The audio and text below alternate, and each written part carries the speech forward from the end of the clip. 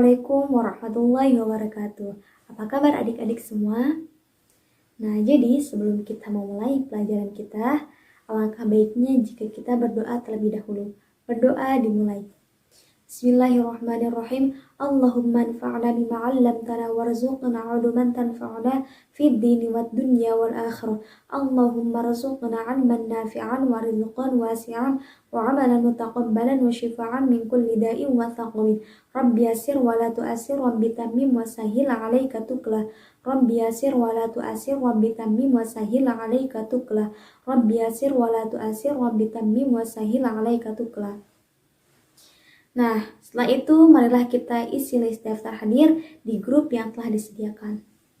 Tujuan dari kita mempelajari materi ini adalah supaya kita mengetahui proses lahirnya dan juga fase-fase masa pemerintahan Bani Abbasiyah.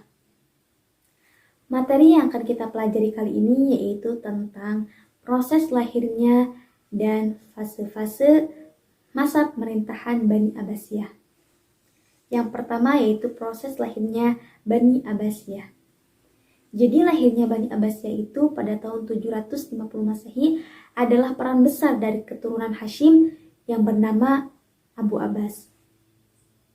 Dan nama Abbasiyah yang dipakai untuk nama Bani diambil dari nama bapak pendiri Abbasiyah yaitu Abbas bin Abdul Muthalib, paman dari Nabi Muhammad SAW. Dan proses lahirnya kemenangan Abbasiyah yaitu pada saat Abu Abbas As-Saffah perang terbuka atau Al-Zab melawan Bani Umayyah yang terakhir yaitu Marwan bin Muhammad. Jadi Abu Abbas diberi gelar As-Saffah karena apa? Karena yaitu pemberani dan juga mampu mengendalikan mata pedangnya kepada lawan politiknya. Semua lawan politiknya dikejar-kejar dan juga diusir keluar dari wilayah Bani Abbasiyah yang baru direbut oleh Bani Umayyah.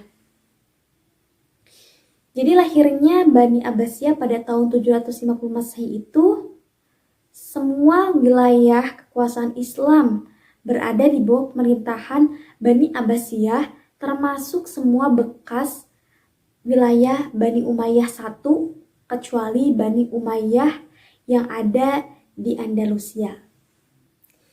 Jadi perkembangan peradaban yang dibangun oleh Bani Abbasiyah pada saat itu begitu cepat memberi perubahan besar bagi perkembangan peradaban yang ada pada ilmu pengetahuan selanjutnya. Jadi berdirinya Bani Abbasiyah yang diperintah oleh 37 khalifah mampu menciptakan peradaban yang menjadi kiblat dunia pada saat itu dengan mampu dikenang sepanjang masa. Jadi suasana belajar pada saat itu sangat kondusif dan fasilitas belajar pada saat itu sangat lengkap, dilengkapi oleh pemerintah. Motivasi belajar menjadi salah satu penyogok gairahnya masyarakat untuk belajar dan masyarakat juga mendatangi tempat-tempat belajar seperti kutab, madrasah, dan juga perguruan tinggi. Abu Abbas As-Saffah sebagai pendiri Bani Abbasiyah yang masa pemerintahannya sangat singkat yaitu hanya 4 tahun saja namun mampu menciptakan suasana dan kondisi Bani Abbasiyah yang steril dari semua keturunan Bani Umayyah yang telah dikalahkannya dan dikuasainya. Sikap pemberani dan tegas yang dimiliki oleh Abu Abbas As-Saffah ketika membuat kebijakan pada saat memberantas Bani Umayyah dari wilayah yang dikuasainya. Dampak dari kebijakan tersebut dapat dilihat dari suasana pusat wilayah Abbasiyah yang baru menjadi kondusif dan perkembangan peradaban yang dapat dikendalikan oleh Abbasiyah atau Khalifah Abu Abbas As-Saffah. Yang selanjutnya yaitu fase-fase pemerintahan Bani Abbasiyah.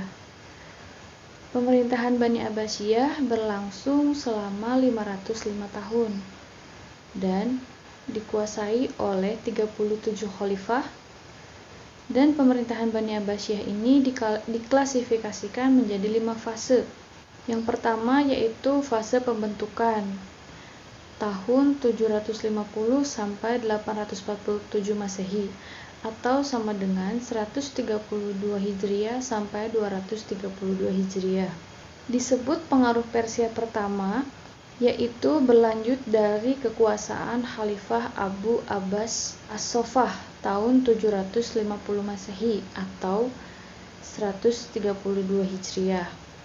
Fase ini disebut dengan fase pengaruh Persia karena beberapa khalifah yaitu berkebangsaan Persia seperti Al-Amin dan Al-Ma'mun, putra dari Harun ar-Rasyid, ibunya orang Persia, dan beberapa khalifah lainnya. Dan fase kedua yaitu pada tahun 847 sampai 945 Masehi atau sama dengan 232 sampai 334 Hijriah. Fase kedua ini dikenal sebagai fase penguasaan Turki pertama. Fase ini dimulai dari Khalifah ke-10 yaitu Al-Mutawakkil. Fase ini banyak pembesar istana dari Turki, terutama yang bekerja sebagai pengawal istana dan pengawal khalifah. Fase ketiga yaitu pada tahun 945 sampai 1055 Masehi atau sama dengan 334 sampai 447 Hijriah.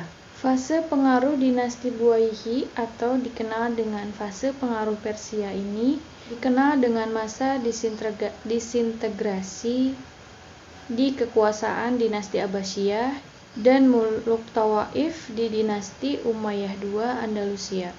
Pada fase ini, perkembangan ilmu masih berjalan meskipun sudah menurun.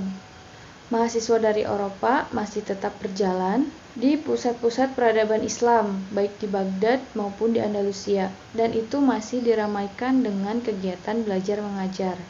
Fase keempat yaitu pada tahun 1055 sampai 1194 atau sama dengan 447 sampai 590 Hijriah. Dalam sejarah, fase keempat ini dikenal sebagai fase kekuasaan Bani Saljuk atau dalam sejarah sering juga disebut sebagai fase pengaruh Turki kedua. Kegiatan ilmu pengetahuan masih berjalan seperti yang dikembangkan oleh Bani Abbasiyah dan Umayyah di Andalusia, meskipun bersifat konservatif dan berjalan di tempat. Yang selanjutnya fase kelima yaitu pada tahun 1194 sampai 1258 Masehi atau sama dengan 590 sampai 656 Hijriah. Fase ini dikenal sebagai sejarah perkembangan Islam, sebagai fase lemah dan sebagai fase hancurnya kekuasaan Islam Abbasiyah.